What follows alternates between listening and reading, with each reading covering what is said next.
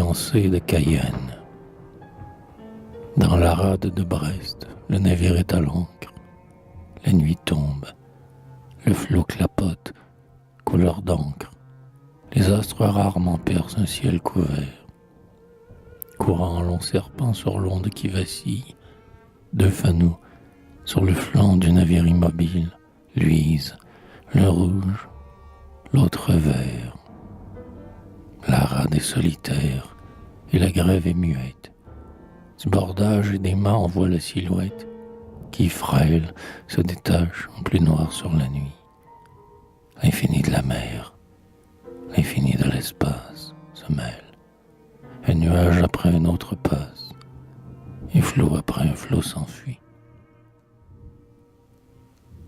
À bord, sous bonne escorte, on a, dans la journée, conduit 400 à 500 femmes, une fournée de crimes assortis, dont Cayenne aura soin. Les unes ont volé, d'autres, grands est leur nombre, ont tué leur enfant par un temps rempli d'ombre, où leur pas glissait sans témoin. La plus belle, la plus jeune parmi ces femmes, brune, a des yeux d'azur baignés de douces flammes. Pourtant elle suivait, fraîche et le rire aux dents.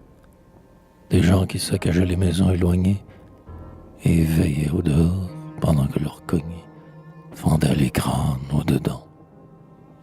Une autre était servante et, se voyant chassée, pour s'être en la débauche et l'ivresse enfoncée, avait, dans son esprit imprégné d'alcool, résolu la vengeance et, s'embusquant farouche, à ses maîtres jetés, sur les yeux et la bouche, un flacon plein de vitriol. C'est hideux, n'est-ce pas? Recherchons leur enfance. Contre le mal, combien ont grandi sans défense? Pour combien, pas d'école et pas même d'abri? À l'heure où le cerveau s'ouvre en fleurs aux idées, combien furent en proie aux choses dégradées, n'ayant pu jeter même un cri? Combien, noirs de coups, ayant froid, affamés, et non moins qu'en leur corps, en leur âme opprimée, contre leurs droits, au nom d'un droit faux des parents, étouffèrent dans l'ombre épaisse. Ah, soyons justes, nous leur devions de l'air, du jour, à ces arbustes, si nous ne les voulions pas et grands. Triste écume du peuple, où plus d'une âme vibre, troupeau surtout esclave et puni comme libre, être profondément monstrueux et flétri. Femme qui n'avait plus d'avenir dans la vie, allez, rebut, Cayenne en rien vous convie, ces forçats seront vos maris. Aspirez sur le pont l'air qui souffle du large, il vous apporte, ou vous que la honte surcharge, les soupirs enflammés des bandits de là-bas.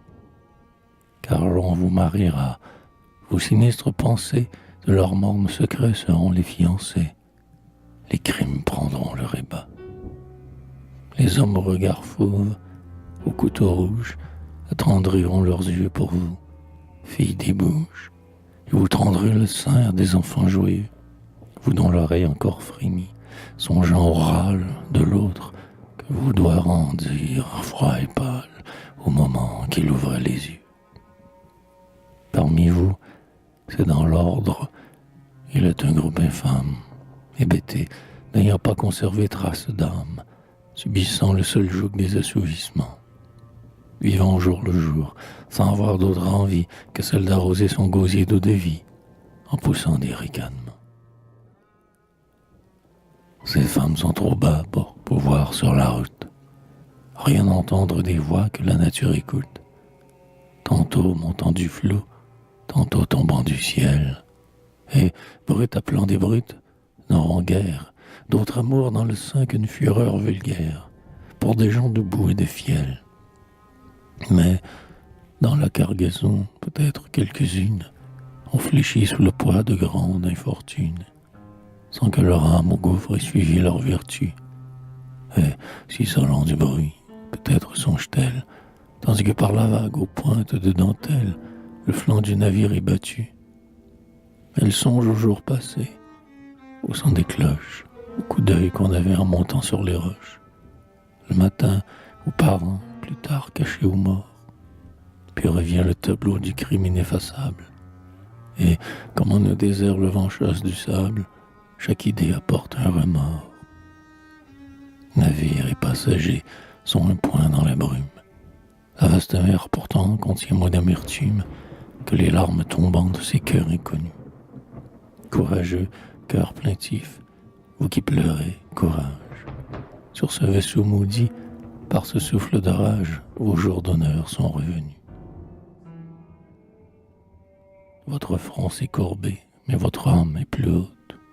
De tout ce qu'elle a mis de sanglots sur sa faute, vous regrettez le temps où vous étiez l'oiseau, sans soupçonner le mal, gazouillant l'espérance.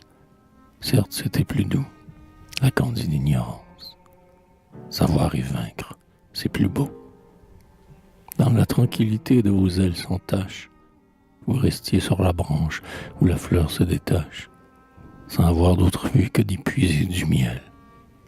Maintenant, dans l'horreur d'avoir touché la fange, vous ne trouvez jamais, pour fuir l'impur mélange, assez de profondeur au ciel.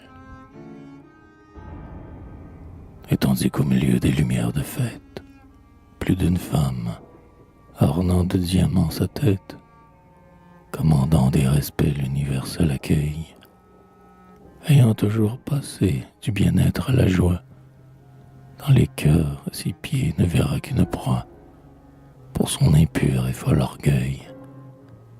Vous, si vous rencontrez sur la lointaine plage de ces êtres meurtris qu'une amitié soulage, en mettant votre main dans la leur, vous ferez, au-delà des mépris qui vivent d'apparence, lui verser votre amour imprégné de souffrance, le plus pur des rayons sacrés.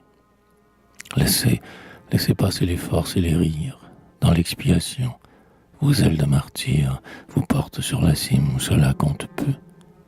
À vous le deuil suprême, aurore des vrais charmes, le mot de l'univers est pour vous dans les larmes, et vous n'espérez plus qu'un Dieu.